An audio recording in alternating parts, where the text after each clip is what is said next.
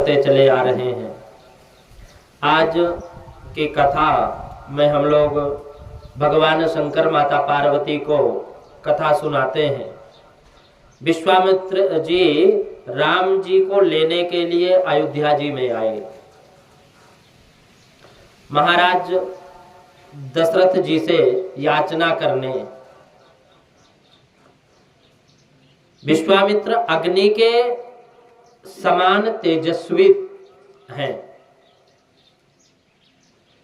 अग्नि के समान तेजस्वी विश्वामित्र जी, और आज महाराज दशरथ के पास आए।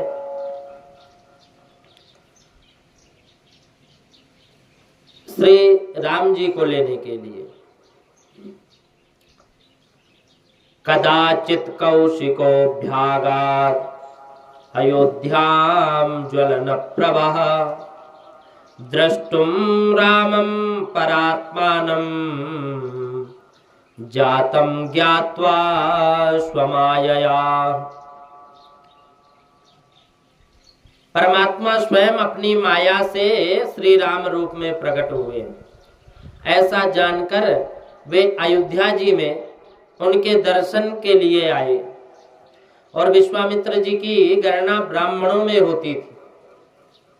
राजर्षि ये है, राजर्षि से ये ब्रह्मर्षि हो गए ना। गायत्री मंत्र के आचार्य हुए थे। जगत के इतिहास में एक ही उदाहरण है कि जन्मजात क्षत्रिय होने पर भी तप के प्रभाव से ये ब्रह्मर्षि हुए। साधारणतः ऐसा नियम है कि जाति मरने के बाद ही बदलती है। चाहे जिनका जितना ज्ञान बढ़े, मानव चाहे कितनी ही भक्ति करे, परंतु उससे उसकी जाति बदलती नहीं है। जाति जन्म से ही मिलती है और मरने के उपरांत ही बदलती है। डुबाकर रखोगे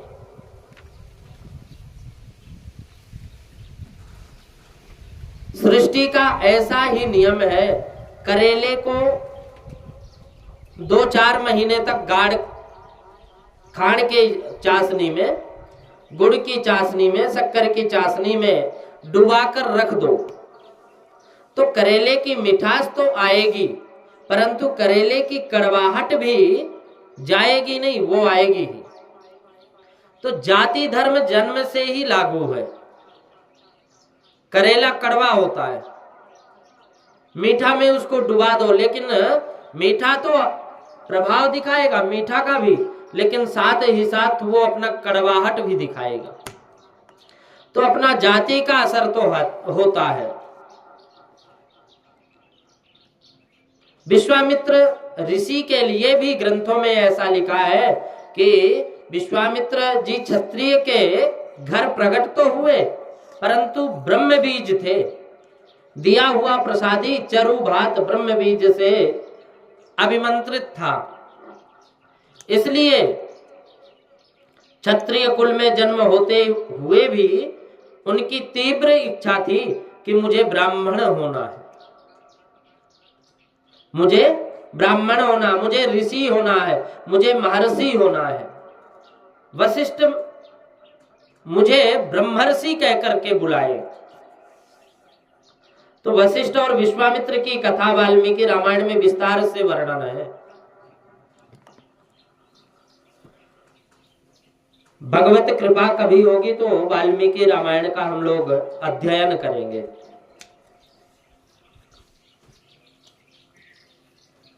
अभी राम चरित्रमानस तुलसीदास जी महाराज की बीच बीच में वाल्मीकि रामायण का भी है जिक्र इसमें, और फिर श्रीमद् भागवत महापुराण का हम लोग कथा श्रवण करेंगे। और श्रीमद् भागवत महापुराण के बाद ठाकुर जी चाहेंगे तो वाल्मीकि रामायण का हम लोग श्रवण करेंगे। तो रामायण तुलसीकृत रामायण और वाल्मीकि रामायण में अंतर ये है कि वो उसमें दृष्टांत दिखाया, उसमें विस्तार से बता दिया गया। वाल्मीकि रामायण में, हम लोग उसको भी श्रवण करेंगे। तो वशिष्ठ और विश्वामित्र की कथा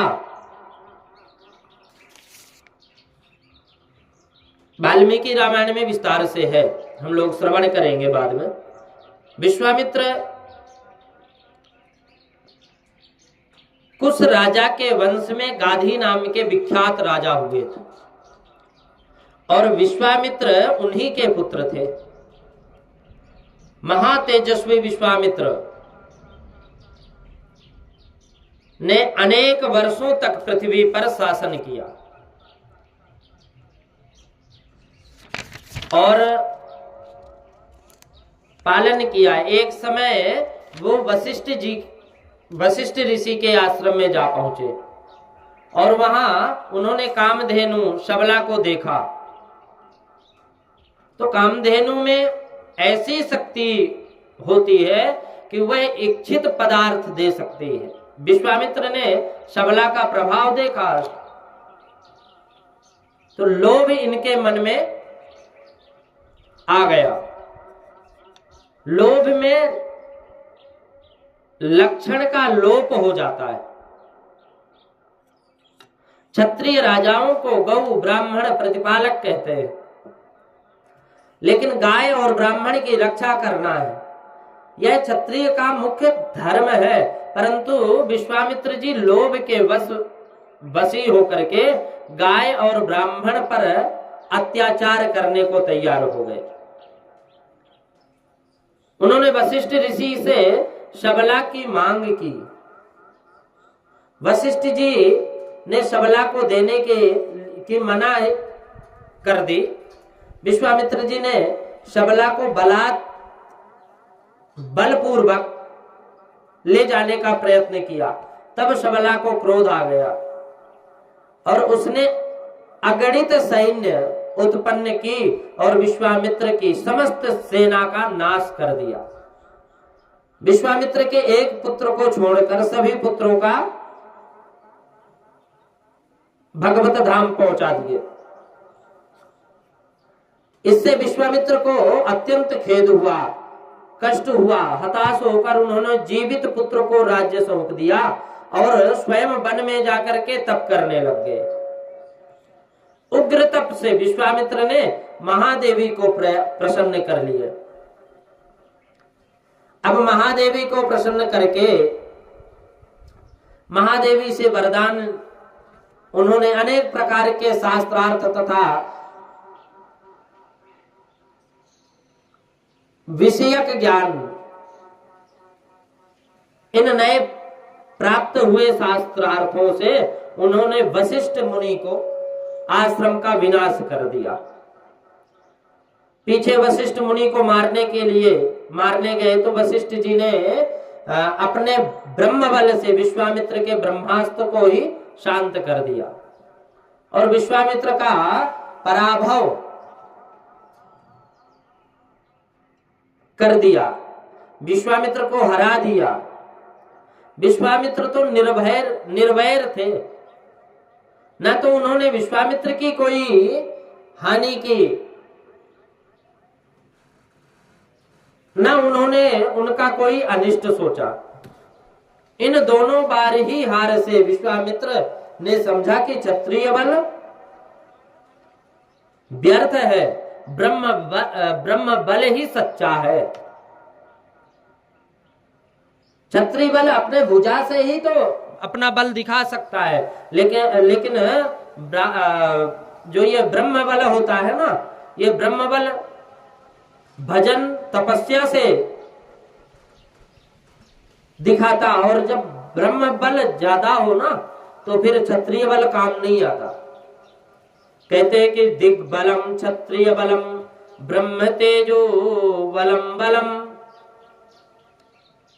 विश्वामित्र ऐसा होने पर विश्वामित्र ने वशिष्ठ मुनि के समान ब्रह्म बल प्राप्त करने का निश्चय कर लिया कि अब मुझे भी ब्रह्म बल प्राप्त करना है। अलौकिक तप से घबराकर इंद्रादिक देवताओं ने अनेक विघ्न खड़े करके तप को बारंबार भंग कराया। पहले विश्वामित्र काम के वशीभूत हुए, बहुत तप करने पर भी बुद्धि में से सूक्ष्म काम जल्दी जाता नहीं है। काम को मारना बहुत कठिन है, परंतु विश्वामित्र ने दूसरी बार अति उग्र तपस्या की और अंत में काम को वश में किया। तब बलवान क्रोध उनको त्रास देने लगे। काम पर विजय मिल सकती है, परंतु क्रोध पर जीत मुश्किल है, मिलना कठिन है।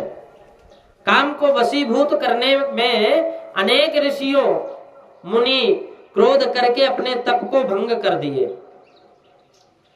क्रोध है तो काम की ही संतान है क्रोध, परंतु काम से वह अधिक प्रबल है। तप का बारंबार भंग होने पर विश्वामित्र अपने निर्णय में अड़िग रहे, उत्तरोत्तर तप की उग्रता बढ़ाते गए। तप के बल से वे राजर्षि कहलाए। फिर उसके बाद ऋषियों ने उनकी गणना हुई। तप बढ़ने पर महर्षि की पदवी भी इनको प्राप्त हो गई। उस पर भी विश्वामित्र को संतोष नहीं हुआ, तो ब्रह्म शतकर्म में तप में प्राप्त हुई जो भक्ति थी, संतोष मानना नहीं, तो फिर इसमें जो संतोष मानता है वह फिर आगे नहीं बढ़ सकता। तो विश्वामित्र तो ब्रह्मर्षि की पदवी प्राप्त करनी थी, उनको संतुष्ट नहीं हो पाए। तो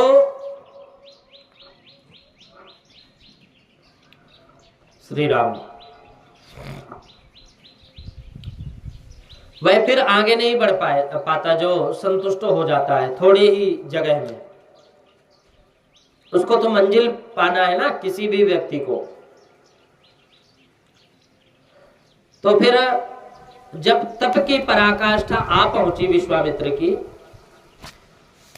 तब ब्रह्मा सहित सब देवताओं ने प्रत्यक्ष होकर उनको ब्रह्मत्व दिया।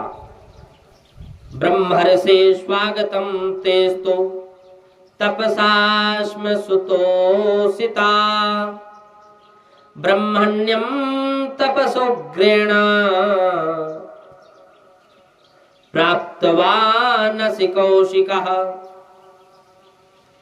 ब्रह्मादिक देवताओं ने कहा, हे विश्वामित्र, तुम्हारे तप से हम सब प्रसन्न हुए।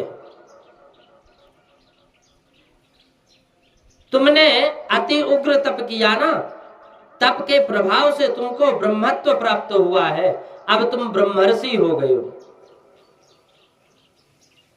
ब्रह्मर्षि हो गए हो।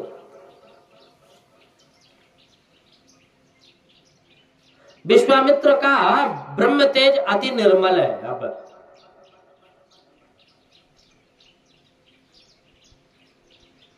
देवताओं ने उनको ब्रह्मत्व को स्वीकार किया, देवताओं ने उनको ब्रह्मत्व को स्वीकार किया, परंतु जब तक वशिष्ठ ऋषि उनको ब्रह्मर्षि स्वीकार ना करे तब तक विश्वामित्र को संतोष नहीं था।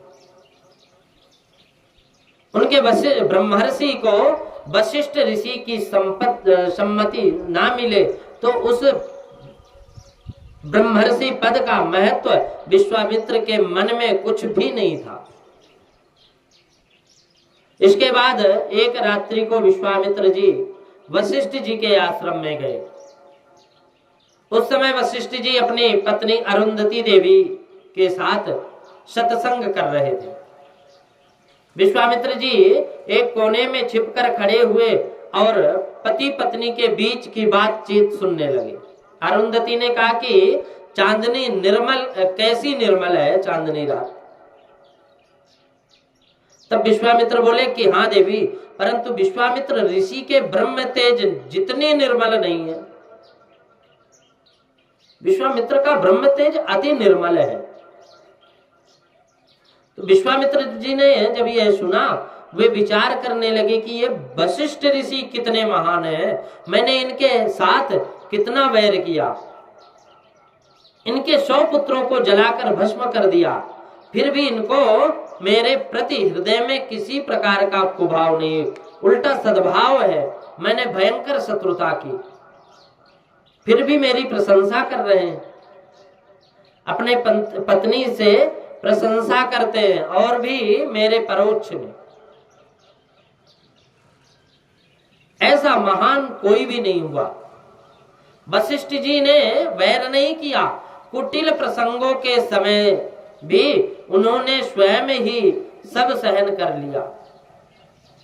उन्होंने कभी किसी का बुरा नहीं किया था, ना किसी के लिए कभी कुछ बोले।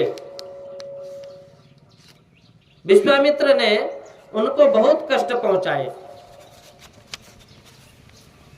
विश्वामित्र को उग्र दंड देने की शक्ति वशिष्ठ जी निर्वैर थे, बिल्कुल दे सकते थे। उनका समत्व भाव स्थिर रूप से टिका रहता था। वशिष्ठ जी, श्री सीताराम जी महाराज की जय। विश्वामित्र का मन बड़ा निर्मल हुआ, हृदय नम्र हुआ। वे वशिष्ठ जी के पास दौड़ते गए और उनके चरणों में नतमस्तक होकर के साष्टांग प्रणाम करना प्रारंभ कर दिया।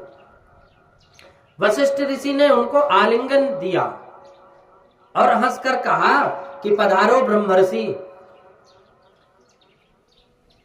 विश्वामित्र जी को अत्यंत आनंद हुआ। वशिष्ठ जी ने उनको ब्रह्मर्षि के रूप में स्वीकार कर लिया। उसके बाद दोनों के बीच प्रगाढ़ मैत्री हो गई। विश्वामित्र जनकपुरी के पास सिद्धाश्रम में रहने लगे। वहां वे अनेक यज्ञ किए। विश्वामित्र अनेक यज्ञ अनुष्ठान करते रहे, परंतु मारीच, सुबाहु आदि राक्षस उनके यज्ञ में विघ्न उत्पन्न करते थे।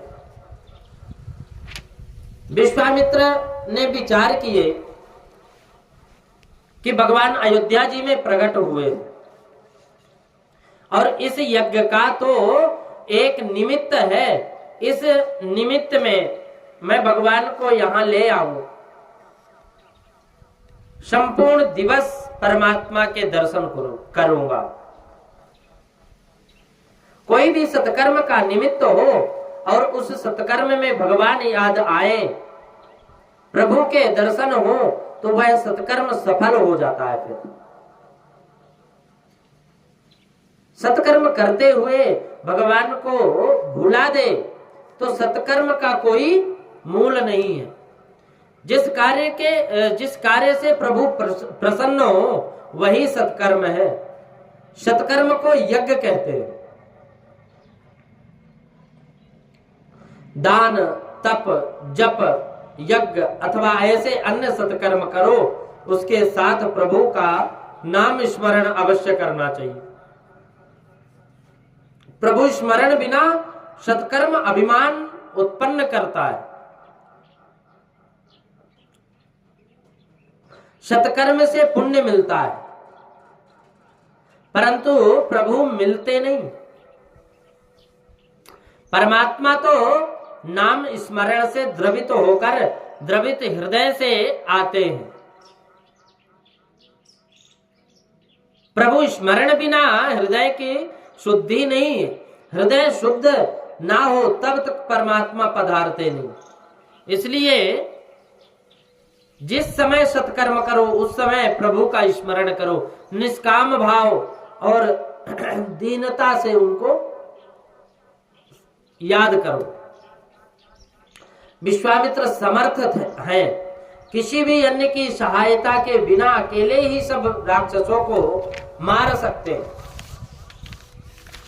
सब राक्षसों को मार सकते हैं अकेले ही, इतने सामर्थ्यवान हैं ऋषि। लेकिन फिर भी उन्होंने राम जी को याद किया। प्रभु की पुनीत विश्वामित्र समर्थ हैं, फिर भी सहायता के लिए भगवान राम के रघुनाथ का प्रागट्य हुआ देखकर उन्होंने विचार किया कि यज्ञ में निमित्त से मैं श्री राम लक्ष्मण की मांग करूंगा, तो उनको अपने आश्रम में ले आऊंगा मैं और प्रभु की पुनीत पधरावनी करूंगा अपने आश्रम में। ऐसा विचार करके विश्वामित्र अयोध्या में पधारे।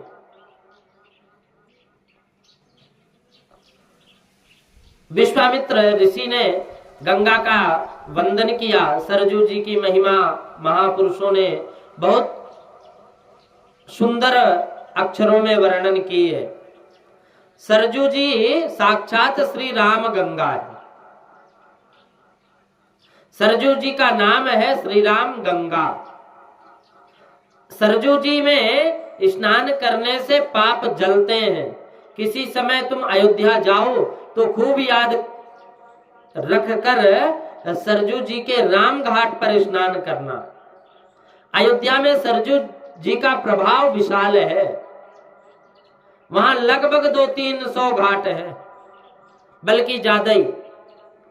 15-20 दिन अयोध्या में रहोगे तो आनंद आएगा। अति दिव्य भूमि है अयोध्या। वहां राम घाट पर आज भी ऐसा आभास होता है कि सीताराम जी यहीं विराजे हुए हैं। बहुत शांत और सात्विक भूमि है। आज तो उनके आगे कोई घाट नहीं है, परंतु लोग ऐसा कहते हैं कि इस स्थल पर पहले राम घाट था। श्री रघुनाथ जी यहां स्नान करने के लिए पधारते थे। अयोध्या की भूमि है, संतों की भूमि है अयोध्या। कोटि कल्प काशी बसे, मथुरा कल्प हजार। एक निमिष सरजू बसे, तो तुलई न तुलसीदास। अयोध्या के संतों की भूमि है अयोध्या की भूमि। अन्य तीर्थों में संतों की परंपरा है, वह 50,000 वर्ष पीछे खंडित हो गई, जबकि अयोध्या में संतों की जो परंपरा है वह सृष्टि के आरंभ से आज दिन पर्यंत अखंडित है, खंडित नहीं हुई। अयोध्या जी में संत दर्शन का आनंद आता है। श्री अयोध्या जी का महिमा का वर्णन कौन कर सकता है। विश्वामित्र जी सरजू गंगा के को साष्टांग वंदन किए और फिर स्नान किया सरजू जी में।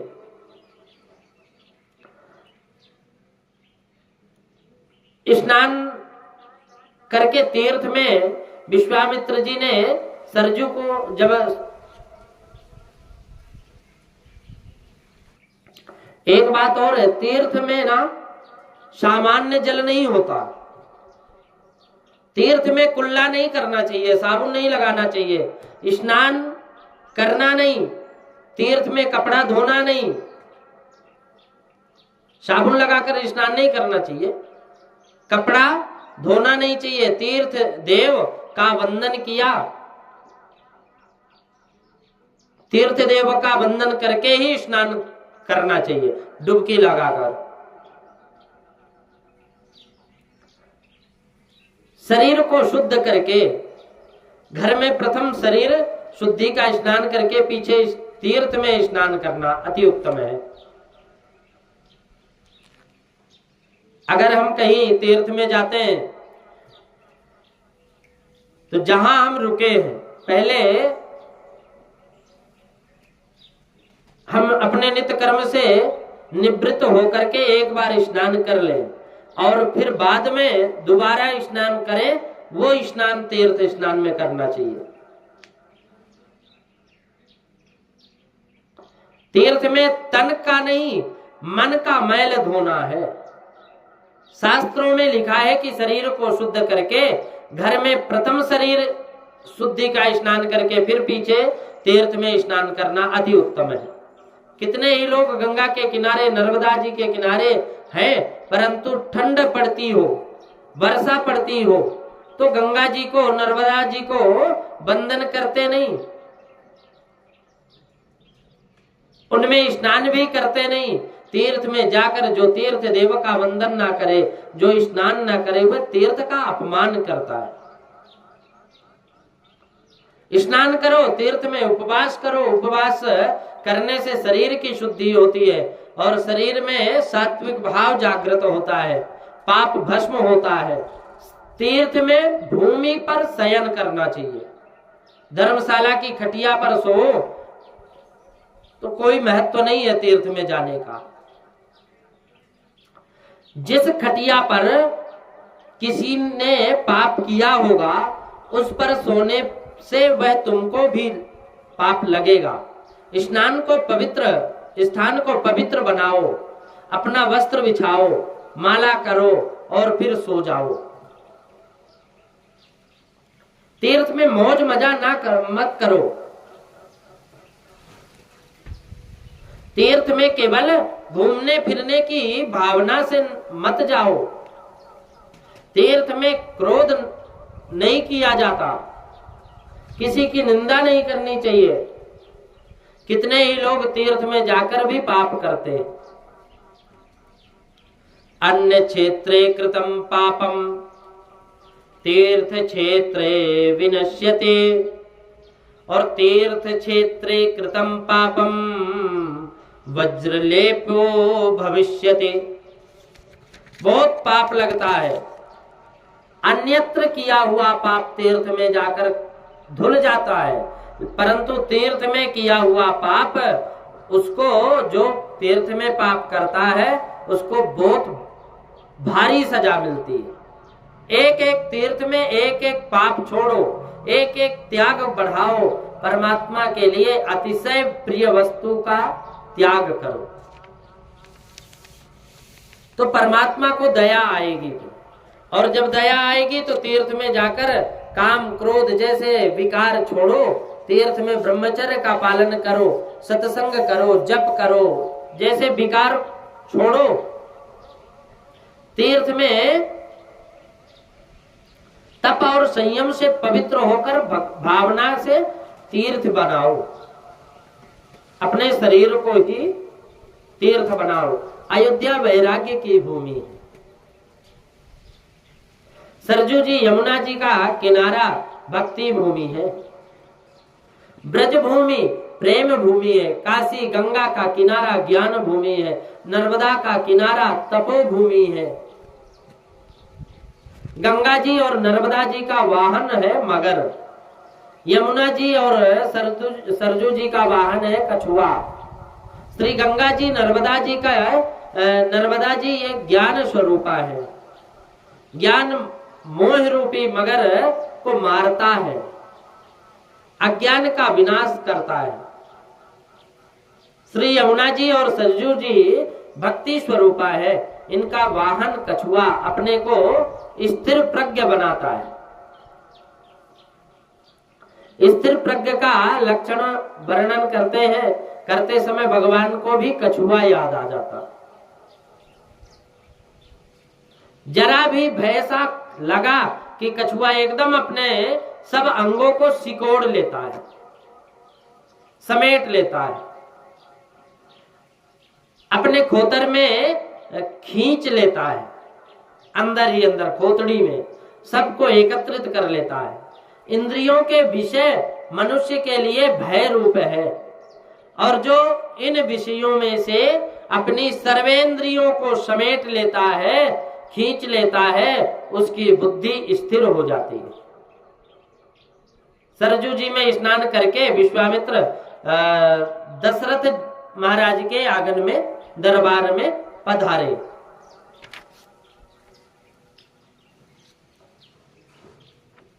राजा ने जब सुना कि विश्वामित्र जी आए, मुनि आगमन सुना जब राजा, मिलन गयौ लय विप्र समाजा, करि दंडवत मुनि सन्मानी, निज आसन बैठा रही आनी। राजा ने जब सुना कि मुनि का आना हुआ है, तब वे ब्राह्मणों को साथ लेकर के मिलने गए और दंडवत करके मुनि का सम्मान किया। आदर सहित उन्हें ला करके अपने आसन पर बैठाते।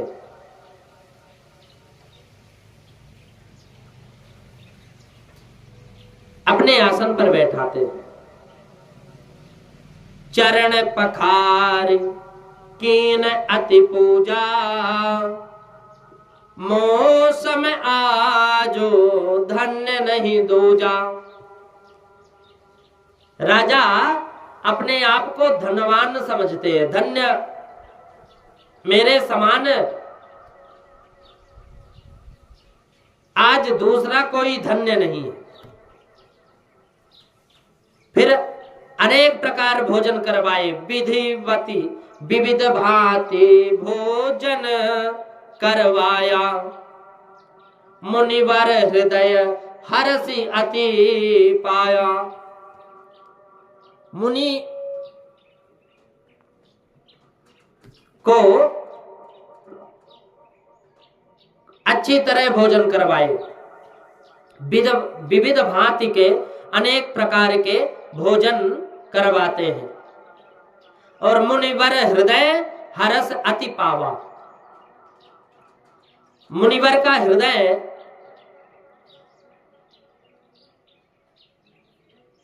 में हर्ष प्राप्त किए, प्रसन्न हुए मन ही मन।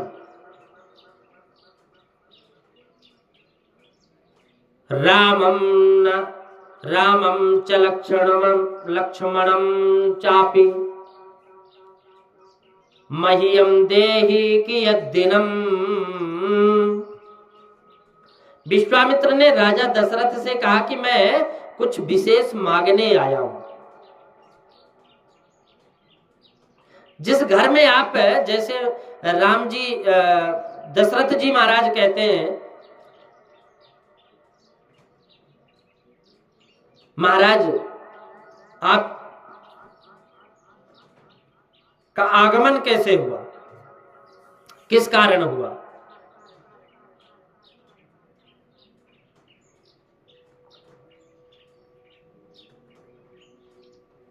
तो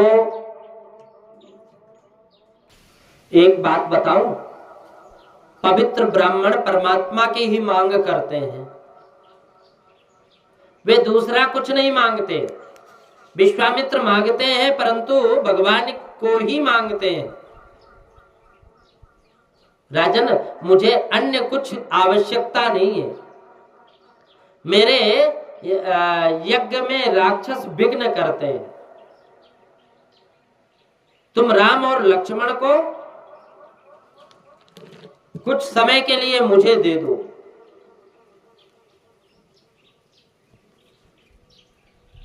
कारण पूछते हैं ना महाराज दशरथ जी कि क्यों आए आप पधारे किस कारण से? तब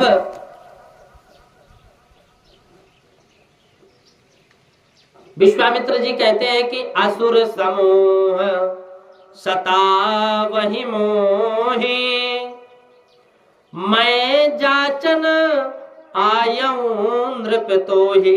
मैं तो तुम्हें जांचने आया हूं। अनुज समेत देहु रघुनाथा, निश्चर बद मैं होव सनाथा।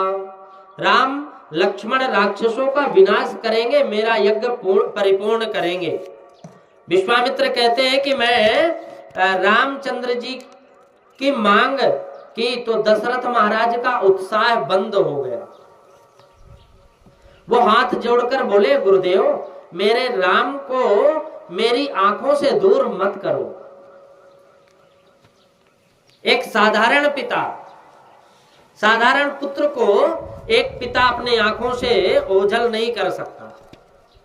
ये तो स्वयं परमात्मा को, और राम दशरथ जी महाराज जानते हैं कि ये परमात्मा है।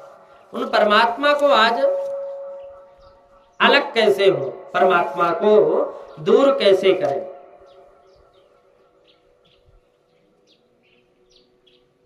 मुनि ने कहा, हे राजन, मैं राम जी को मांगने आया हूं।